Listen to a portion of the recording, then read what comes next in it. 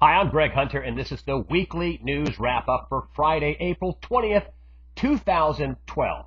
The big story not in the news, once again, was this meeting in Istanbul, Turkey, over Iran's nuclear program. In the meeting, of course, Iran, U.S., UK, France, Germany, Russia, China. And I said they're trying to avert World War III, and I say they bought themselves some time. Because the only thing that came out of this meeting was they agreed to have another meeting in Iraq in May 23rd. Now, Iran has stated several times their nuclear program is for the peaceful production of energy. Their supreme leader has said it'd be a great sin, quote unquote, to produce a nuclear weapon. But Israel, and those guys weren't in the meeting, they're not buying it. Now, in the past, they've said you can't wait so long. That that this is that if it looks like a duck and walks like a duck, it's a nuclear duck. Benjamin Netanyahu.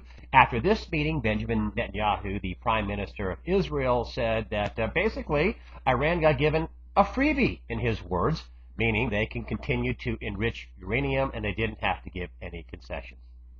So, how long will Israel wait? That's a big question. Another one is, can they really get a deal where they have major inspections, unfettered, that they send out their nuclear material to be enriched for medical uses, that they shut down this deep facility that has been hardened to resist bunker buster bombs? And those are all good questions. And how long will it take for them to reach a deal, if they can reach a deal at all? I find it hard to believe that after years of Iran saying they weren't working on a nuclear program, and then, yeah, we are. And then I find it hard to believe they're going to shut down this underground facility. They're going to allow inspections, and they're going to send out all their nuclear material, the one that they use for medical uses to enrich it, to send it all out and bring it back home to avoid this conflict. I also think that Israel is not going to wait forever. Will they wait till after May 23rd? Probably. Are they going to wait forever? I don't think so. All that to say this, listen, this is a big deal. It's not being talked about. They're talking about that they're going to have a deal. That was a Washington Post writer, an op-ed piece saying that they look like they're going to have a deal. Well, I hope he's right. I hope they have a deal. Because if they don't, war is surely going to follow. Next up, this recovery story. You know, they keep pounding us with this recovery story. They just can't let it go.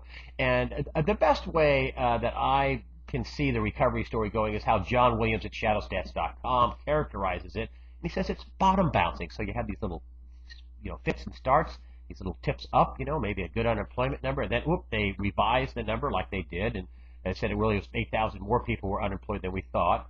And then you have, the housing numbers. One good housing number comes out, and then all of a sudden, boom, they come out with, negative sentiment from the home builders and housing. New housing starts down 6.5%. Just yesterday, the National Association of Realtors said that, existing home sales were unexpectedly down 2.6%. That's not much of a recovery if you don't include housing. I mean, that's the single biggest source of wealth, home appreciation, that people have in America, and I just don't see the recovery story. But listen, they say the recovery is uneven. Well, when you print, tons of money and you bail out the top and the investor class, I guess it is uneven. And it's also maybe the unemployment picture would look better if they started hiring people. But corporate America just came out with their earnings expectations. They basically 80% of the time, more than 80% of the time, they beat the street estimate, which is a new record. And I guess they will if they laid off millions of people. That's how they, in part, got there. Another way they got there is the what I call government-sanctioned accounting fraud. They suspended the rules from the FASB, Financial Accounting Standards Board, that allows companies to value assets whatever they think they can get for them in the future. It really worked well for the banks. It also worked well for the rest of corporate America. I mean, your balance sheet could look pretty much in the black if you value all the assets at what you think you'll get for them in the future. So, at best, the recovery is bottom bouncing, it's uneven, and tons of money was printed and probably still will be printed to retain this bottom bouncing, and inflation has got to be a factor. sooner or later, and sooner than later already a factor, I think. Speaking of money printing, the European debt crisis went from bad to worse. Now Spain is in deep trouble borrowing against this bailout fund with the European Union. Also Italy not far behind them. Is this the 1-2 punch that knocks the European debt crisis down the hill in a spiral that they can't pull out of?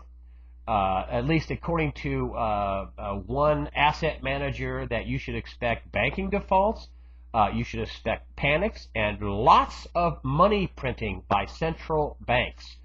His prediction, gold is going higher. Really? You think?